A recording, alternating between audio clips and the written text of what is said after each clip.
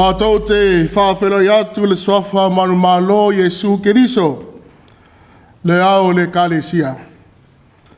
O maia, o le a tātou tapa i atu i le atua. I le leo na vi atu i le ali, maia whai pēsenga i lau swafa le sili e se. Ia tau atu le tae au lo alofa, ia tau atu fo i le pō lou wha maoni. Tātou te talo. Le atu ailo mātou ta māsi sili e se, ngā lue mailo nganga pa ia e ala ele nei sauninga. Ni a mātou whaia ma le anganga ma le wha maoni, ma ia maualunga i pēa lo vi inga. O nor swafo Yesu mātou te tatalo atu ai. Amene. O maua se upo e taitaia i tātou le nei foi a solulu. Maua lea ma le whainga fau i le mātaio, e lima o le whai upo e se furu ma le fitu e whapea. Awane au tau manatu wa usau e te talaina le tūla fono, po le au perfeta. O te lei sau e te talaina, a ia whātau nuina. O le au tū e peina o mai le tusi whaitau aso le kalesia e whaka asa. Whamala malama le tūla fono. E whape wheo na tau ami o tonuina i tātou. Whamala malama le tūla fono. E whape whea o na tau ami o tonuina i tātou. O le tusia mātai o matau pe lima. O lo tau moli mai ai se atamanino o ngā luenga tālai. Sa whea ngai ma Yesu. O awa onga tima inga ma lapata inga. Ao le ala e tau atu le manuia mo e wa muri. Ma talia ina le malo le atua. Wa ma e anisi upo la unga whamu ia Yesu. O awa onga o lo ao fia ai ma le whamaoni. Le alofa moni. Le whavae mo se o langa sili. O na atoa ma le lei mo le tangata. Se o langa e sili o na atoa ma le lei mo le tangata. O sila fia Yesu. La tau te mawaina. Ina ua la tau tau sisi i le tūla fono. Tūla fono. E pe o na whaautu ina ai le nei vai aso atoa. I le tusi fai taula o le nei aso. Wa o atu Yesu i le tusa ma le tāua o le tūla fono. A o le whasino ala e tau a mi o tonu ina ai le tangata. E pei o le autu. Whamala malama le tūla fono. E whape whea o na tau a mi o tonu ina i tātou. A tonua sila fia Yesu manatu malangona ese o tangata e tu sai matula fono. Le ala lea na ia fetalai manino ai. Awane o to manatu o usau e tatalaina le tula fono. Po le au perfeta. O te lei sau e tatalaina. A ia whātau nuina. O le alo na winga. E leia fio mai Yesu e talepe seina tu la fono e se fulu. Na tuina mai a mose. Pe whaale au ngā ina valo anga perfeta. Le ai. Ai ina ia au maia le whātai tainga sili. E whātau nuina umai. O le ale whātai tainga sili. O Yesu e ala mai lo na alofa. Wa fia Yesu le tula fono i le upo e tasi. A la o fa a. Alofa. O le wa alofa wa toa lona ana i le tula fono. O le alo na winga. E le tawa mi o tonuina le tangata i le ana le tula fono. Ai o le alofa tu no le atua. E whao lei nei lato. A wae iu e le ola ai. A ole ana i ai. Ua fai ma wha maoni. O lola tau alo lo fatu i le atua. Ua tu sia lana tu la fono i o la tau loto. O lea wa ana i ai ma le loto atoa. Le feau lea Yesu. Lea lofa moni i le atua e tausi i ai ma le wha maoni i le tu la fono. E le pea i la tau la utusi upu ma le au fariseio. E le wha maoni i le tu la fono. Na ona ngangana i ai. Ai le savavali maola ai. Le whanau le atua le neitai au. Whai mai lau tu. Wha maa lama le tū la fono. E wha pe whea o na tau aami o tonu ina i tātou. E tau aami o tonu ina i tātou. Ino o tātou alo lofa wha maoni le atua. Le alofa le na e tau si iai le tū la fono. E wha maone le wha tua. E mauti no ai pea i le wha la tanga na saunia e Yesu Keriso. Le alofa tātou te le ma salo ai. Ma wha fōringa mea tātou te whaia i le aso ma le aso. I oe Amerika Samoa. E le ia fio mai Yesu e ave ese le tū la fono. Le ai. O le tū la fono. O wha vai le alofa tū no le atua. E whai loa mai ai pēr le paia, le mamalu, le matautia.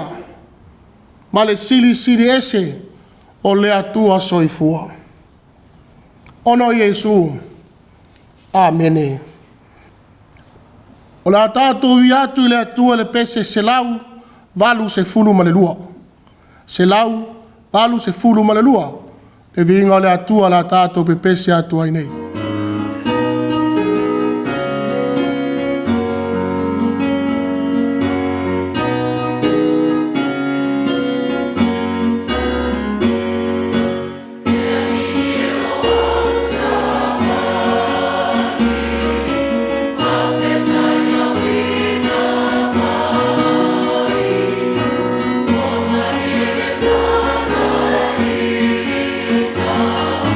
No one of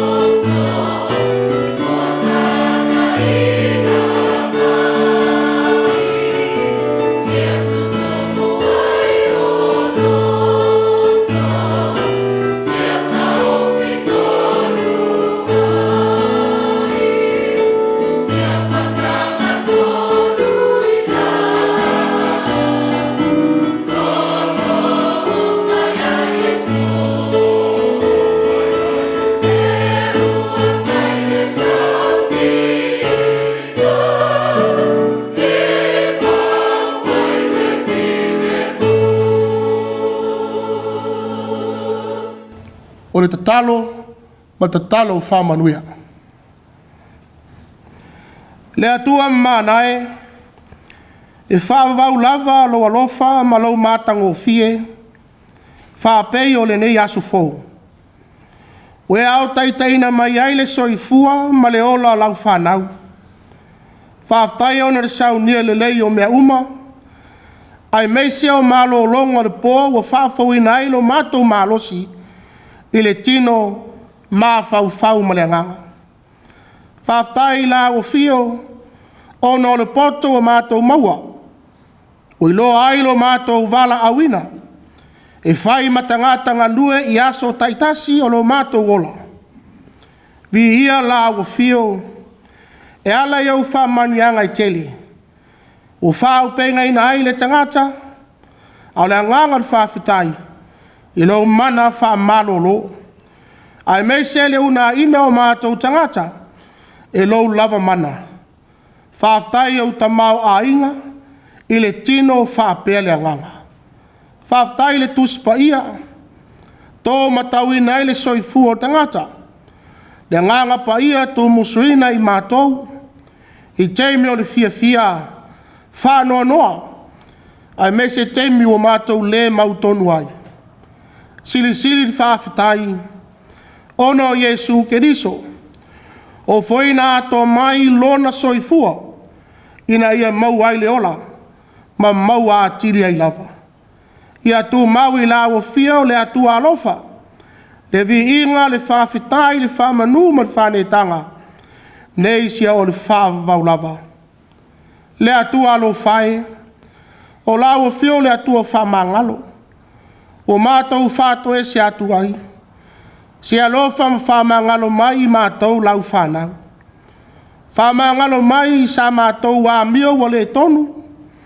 O se tua o se anga o le tala whengai, i lau sila whanga pa ia. O mātou le wha maoni, i mea umana e wha tonu ina mātou e whai. O mātou soli au polo a inga, ma au tu la whono. O mātou le tau sisi i au wala, e peo na o ina ai mātou. Le atu ai, mātou te wha maulalo, ma whato e se atu. Se alofa whamangalo mai i mātou o lau lava whanau. A vea pēa le whaulatanga na saunia i Yesu Keriso, lona toto na whamalingi ina, ma lona tino na whamamomoina, ia mamā ngalo ai i mātou uma. Le atua whafonga taloe, o mātou ta talo atu mau whamanianga, se whamanuia mai le tāpua inga, a lau whanau o whaia nei. Le lingi mai au manuia, e whātoa toa ailo mātou le ātoa toa, ma whamalosi lo mātou vai, whāpoto mai lo mātou whātau wā, ma whātumu i lo mātou ngāu i. Le ali ie, le lingi mai lo mana, e taitaina i mātou i ngā luenga o le nei aso, ina ia āmata, manuia mātou tiu te whātino. Le atu ai, i e lawe ai mai fo i mātou le nei asu fau. Nai le whātamala i a mātou ngā luenga a whenga iai. Ia māwhutaina e mātou e loa nganga, nei a whai ai mea uma, e tusa ma lou whina ngalo. Mana tua nei mātua mātutua, ia iai lau whamalo longa iai mātou uma, lo toa file e mu le laulangi vevesi ma le whitaua i o malo. Wha meise, ma wha mawhana whana i lo loto whanua noa, ono le malangan maliu ma le oti. Ia tu mau mai a tei mātou ma lau whanau laulangi atoa. Le manuia ma le file e mu o la o fia o le atua tama. Le alofa saili mai o Yesu Keriso, i le ma le mafutanga le motusia ma le nganga pa ia. Nei maso malava e o le whaavavau lava. Amen.